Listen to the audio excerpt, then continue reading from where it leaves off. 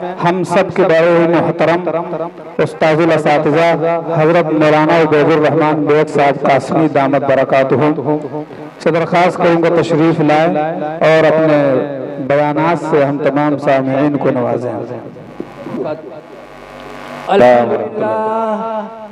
الحمدللہ نحمده ونستعینه ونستغفره ونؤمن به ونتوکل علیہ ونعوذ باللہ من شرور انفسنا ومن سیئات اعمالنا من يهده الله فلا مضل له ومن يضلل فلا هادي له ونشهد ان لا اله الا الله وحده لا شريك له ونشهد ان سيدنا ونبينا وشفيعنا وحبيبنا ومولانا محمدا عبده ورسوله اما بعد۔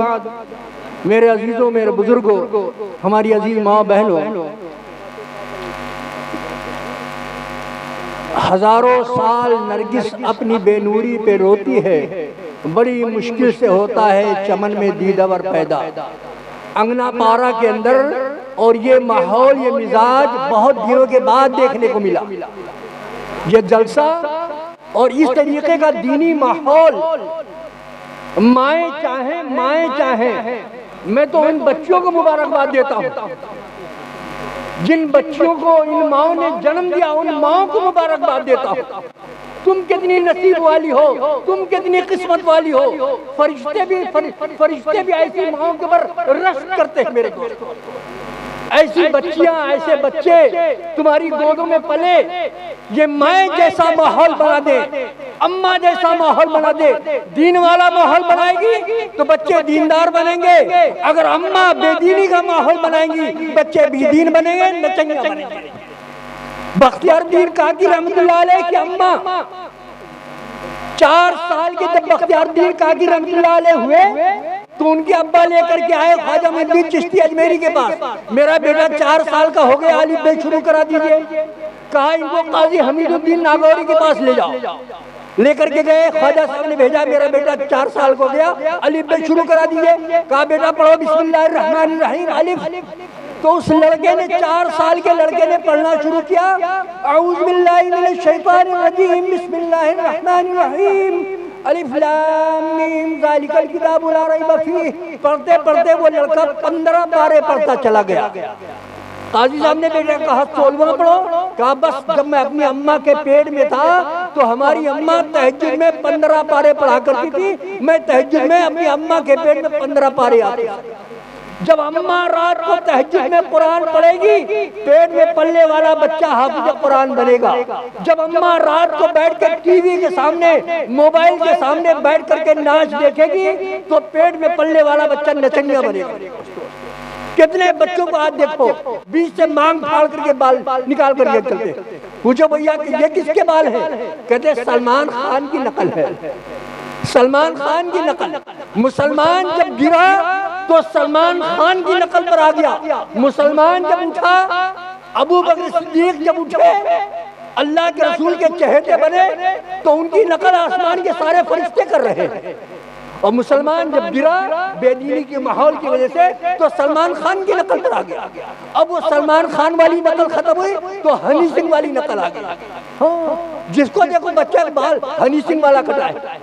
جیسا ماحول اماں بنا دے تو ماں کی گود میں جو بچے پلیں گے، جیسی ماں ہوگی ویسے بچے دیندار بنیں گے۔ اللہ نے ماں کو، اللہ نے ماں کا بہت بڑا مرتبہ اسی لیے رکھا۔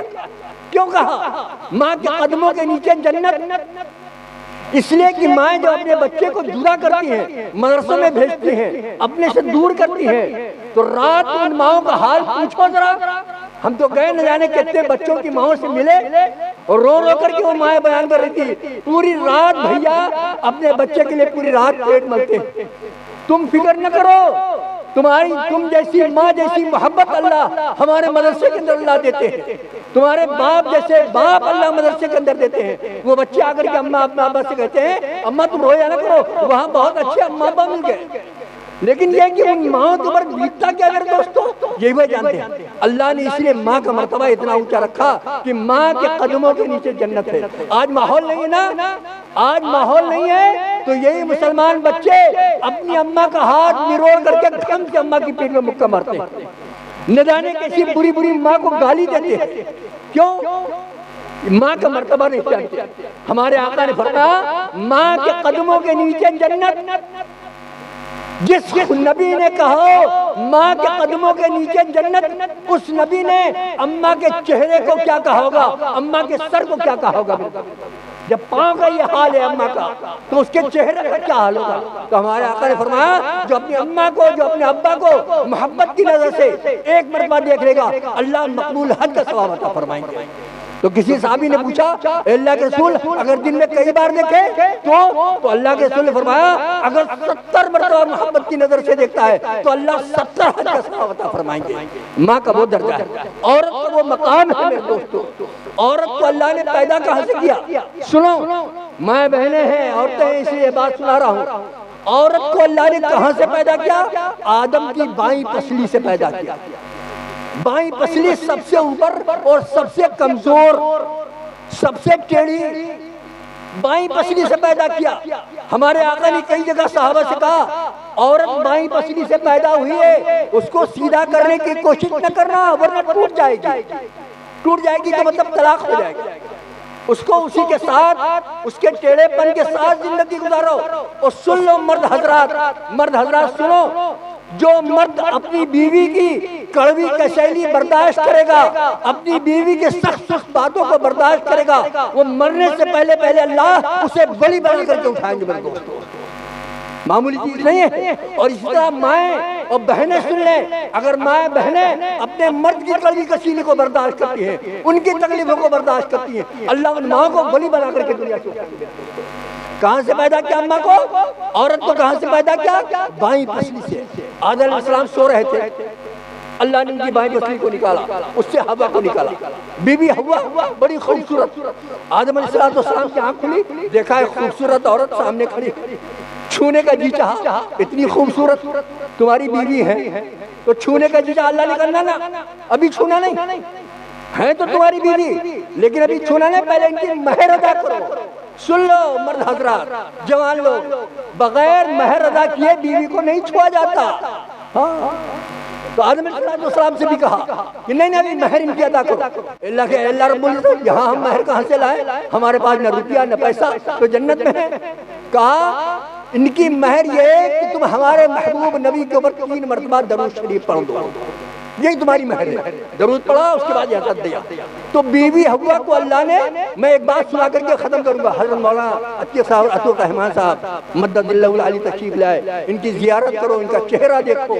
ان کا چہرہ دیکھنا عبادت میرے دوستو. ان کی بات سنو، ان کی بات کو دل کے اندر اتارو. میں ایک بات کہہ رہا ہوں میرے دوستو، میرا اللہ پاک اگر چاہتے تو عورت کو ہتھیلی سے پیدا کر دیتے. اللہ پاک اگر چاہتے تو عورت کو سر سے پیدا کر دیتے. اللہ پاک اگر چاہتے تو عورت کو پیر سے پیدا کر دیتے. یہ بائیں پسلی سے کیوں پیدا کیا؟ بائیں پسلی سے کیوں پیدا کیا؟ ہاتھ سے پیدا کرتے تو سمجھتے، تم لوگ سمجھتے کہ ہاتھ سے کام کرنے والی چیز آ گئی، مشین آ گئی گھر کے اندر، اب اس سے ہاتھ کا کام کراؤ، اس سے کٹیا کٹاؤ، اس سے کھیت کا کام کراؤ، اس سے گھر کے آنگن واگن وغیرہ صاف کراؤ. یہ سمجھتے نا، اس لیے اللہ نے ہاتھ سے پیدا کیا. پیر سے اس لیے پیدا نہیں کیا کہ تم سمجھ جاتے کہ پیر کھانے کے لائق آ گئی، اس لیے اللہ نے پیر سے نہیں پیدا کیا. سر سے اس لیے پیدا نہیں کیا کہ عورت تمہارے سر کے اوپر چل جاتی، سر پہ چلنے کے لیے. پھر بائیں پسلی سے کیوں پیدا کیا؟ بس ایک راز کی بات یہ بتانا چاہتا ہوں.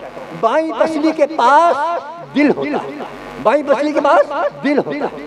اللہ نے دل سے نکالا ہے اس کو رکھنے کی جگہ دل میں ہے.